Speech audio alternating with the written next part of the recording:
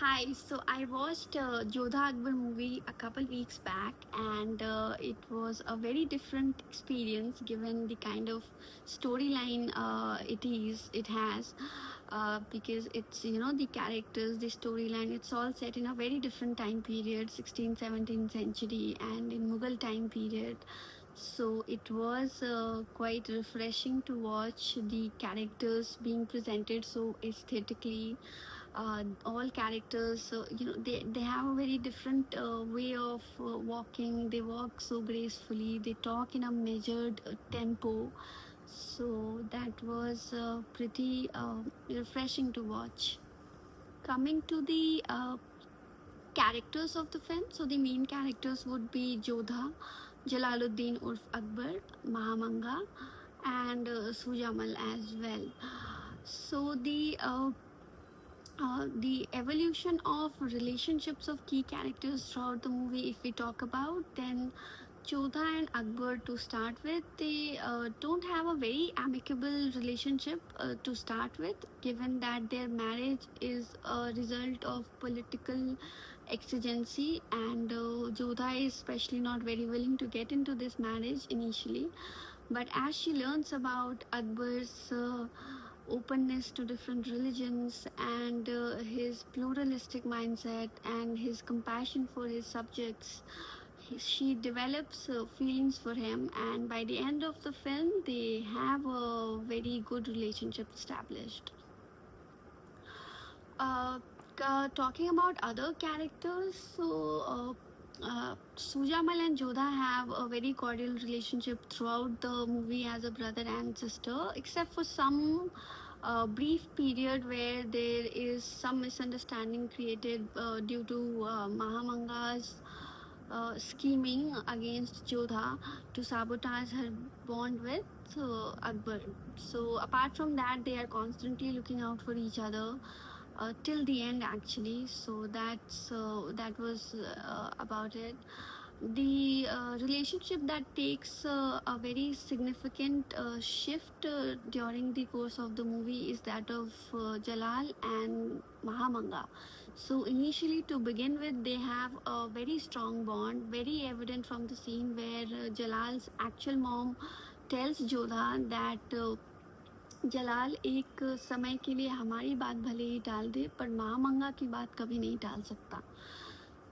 So they have a very strong bond to start with, but because of Mahamanga's over possessiveness and jealousy of Jalal's proximity to Jodha, she ends up setting up a scheme against Jodha, which is when discovered by Jalal, it leads to conduct of trial for Mahamanga by Jalal, and they end up having a broken relationship coming out of this betrayal.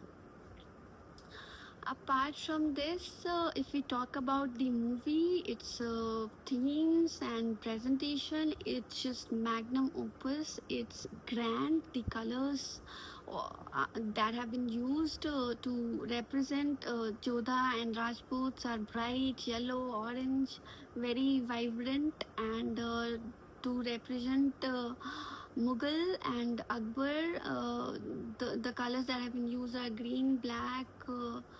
Mostly, for example, there is a scene where Jodha is serving food to Akbar. She is wearing orange color sari or lehenga, I guess, and Akbar is clad in green emeralds.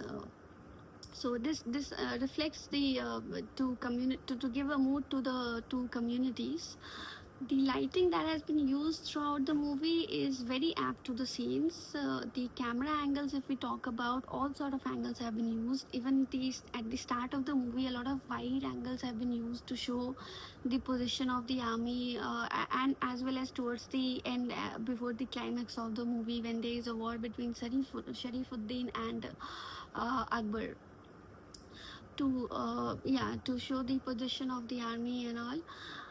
Apart from wide shots, full shots have also been used many times, even in Jashne Bahara song, to show the developing chemistry of Akbar and Jodha when they are walking together, they are sitting together, and all. OTS has been used throughout the movie to show the different to capture the essence, the expression and gestures of different conversations.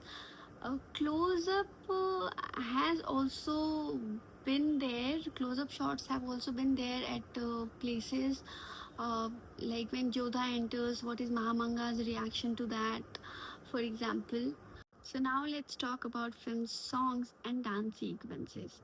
So the film songs and dance sequences carry the story of the film forward, showing the progression and shifts in the story. For example, the Shano Shahenshah song shows the initiatives taken by Akbar to remove anti Hindu practices and remove discrimination in the society, and his subsequent acceptance by the common. The film addresses the issues of class and power by showing compassion of the greatest of leaders such as Akbar when he is forced into a situation of war with Sharifuddin. He chooses to have a one-on-one fight with him instead of the bloodshed.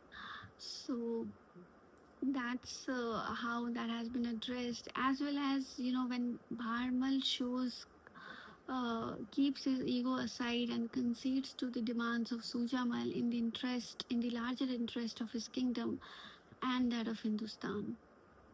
The climax of the film is equally interesting. So in the climax, Sharifuddin tries to have an attack on Akbar's kingdom to dethrone him and gain power and control over uh, whole of India.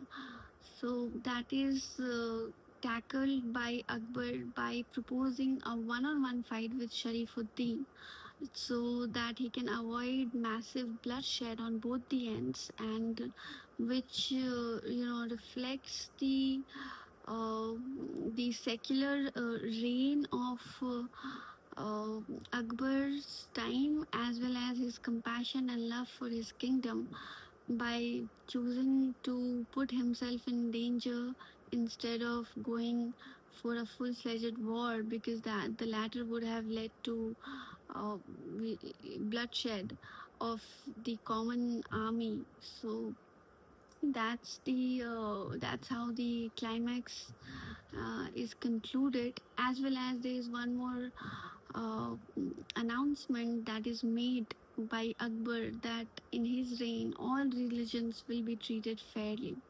So that is the central idea that has been shown throughout the film, and that is what it has been concluded with as well.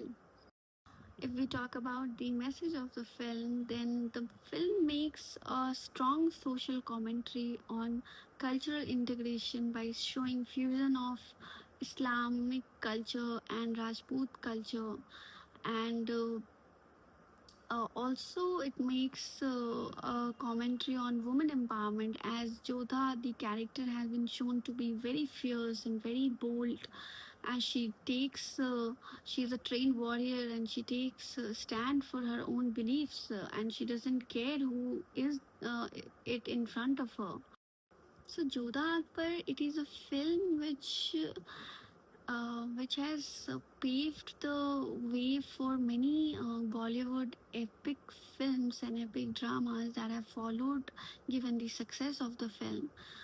Apart from that, its cultural significance is in the idea that has been shown in the film, that we have talked about earlier, the interfaith harmony and cultural integration and religious tolerance, which is very pertinent in the today's day and age of rising communalism and religious intolerance across faiths across the world. So it was a very fulfilling watch, and I had a lot of insights to take away from the film.